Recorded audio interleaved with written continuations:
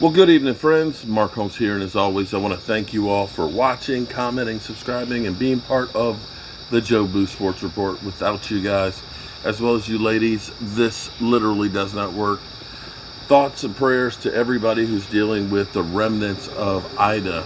The damage, not only in Louisiana, but when you look at New England, New York and everywhere else and all that, the 40 plus people that are missing or deceased, we've all been through so much, and my thoughts and prayers go out to everybody out there. And we know that rebuilding is going to take some time, a lot of time. I think about the two hurricanes that came through Lake Charles last year, and that devastation is still being rebuilt. So it's a process. Just got finished doing my live stream, and no, it's not a pink shirt. It's red, okay? The light out here at night makes it look pink, but you know what? Even if it were pink, I look good in pink.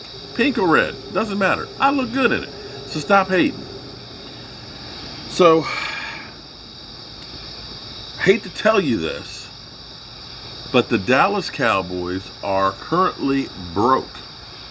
With the moves that we made for the final roster and stuff, we now understand why they freed up extra cash. We know why they freed up extra cash because as we sit here right now today, the Dallas Cowboys, who last week had $12 million, we were like, oh, we got money to sign Cam Newton. Let's go get Cam. They freed up that money for somebody. Well, it's a good thing they did because right now they only have $228,000. Let me say that again. They only have $228,000 left as we sit here right now.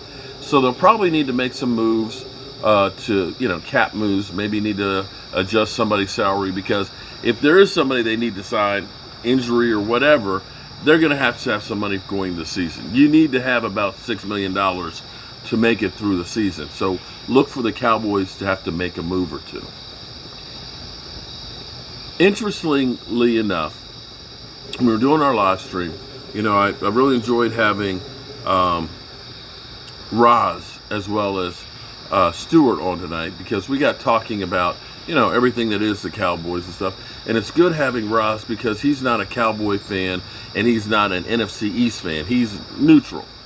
So he'll give you a better perspective than, say, a homer like me would do.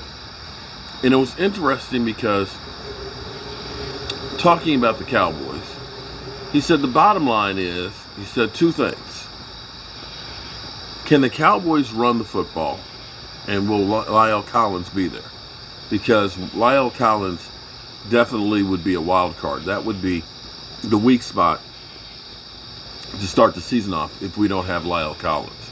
I think we're better suited than we were last year without Lyle Collins because Brandon Knight and Tyler Badish have had some playing time in there. They're not completely, deer caught in the headlights.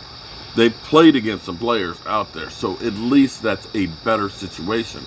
It's not optimal because, let's face it, Tampa Bay's defensive front is the strength of their team. For me, the question is, can the Dallas Cowboys put pressure on Tom Brady? Because that's the way you beat Tom Brady. And I'm going to dare say the most two important players for the Dallas Cowboys defense is going to be Micah Parsons, which everybody's going to say, thank you, Captain Obvious, but also Randy Gregory. Randy Gregory having his first full training camp since his rookie year. Didn't play a lot in preseason.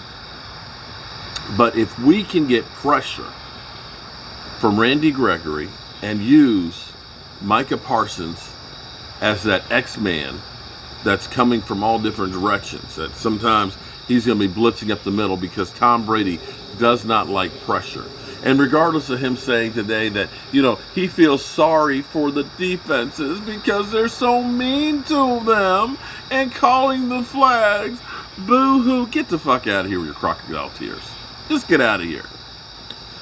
Nobody has probably benefited more from those calls than your ass. Let's be clear here, Tom. I didn't hear you saying, ref, pick that shit up because it's not fair to the defense. You took that shit. You took it. But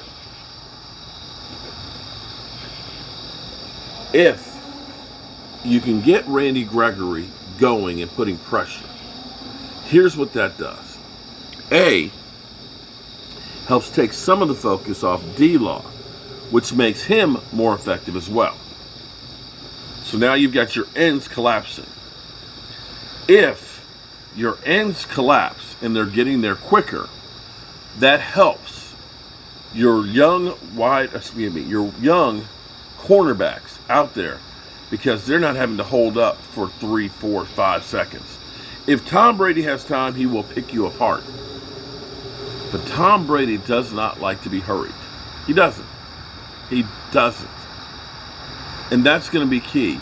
If Randy Gregory can get upfield and put that pressure on, and Micah Parsons, the X-Man, can be coming from all over the place, that makes that whole defensive front and that whole defense better. I've said for many, many, many years, and nobody's ever listened to me, you want the biggest bang for your buck? It's on the defensive line. You can get one great cornerback, and as Sarah Spain said, so you got Diggs on Mike Evans. Well, that's great you got him, but they got other receivers that you got to worry about too, right? So that means one good corner doesn't help you across the board. But here's the thing. One great defensive lineman makes you better all the way across the board. Here's the thing. And this is why I've always been that one technique guy, because people don't look at one techniques. They're not a guy you're going to draft in the first round. It's just not. But that guy can be as important as a first round cornerback. And you're going to say, Mark, you're crazy. Because here's the thing. You can get the best interior defensive lineman late in the first round or early in the second. And that guy makes the whole defense better than any other position. Because if you got that guy in the middle, I've said it a million times, that now they have to double team you, that's taking a player off the field that has responsibilities of somebody else. If you got that guy in the middle who can put pressure, then that means those guards aren't getting off to your linebackers. And if the linebackers aren't having to shed blocks and they can just roam and scrape, they're going to be more effective. If that guy on the defensive line can take the attention away with those double teams, then that means you can't double team D-Law, which makes him more effective. Or Randy Gregory. If you can get that push in the middle, quarterbacks can't stand to have pressure in the middle, then all of a sudden they can't step up. That makes that quarterback less effective. And if that quarterback is worried about the walls closing in on him, then he's going to throw that ball quicker, which is going to make your secondary better because they don't have to hold on for as long. So when I say the keys for Tampa Bay are Micah Parsons and Randy Gregory, you can understand my point of view. That's how you're going to shut down Tampa Bay's offense and those great receivers. We'll find out what the Cowboys have in store. And I appreciate all of you guys, as well as you ladies, being here and being part of the show. Couple of days, we gonna be ready.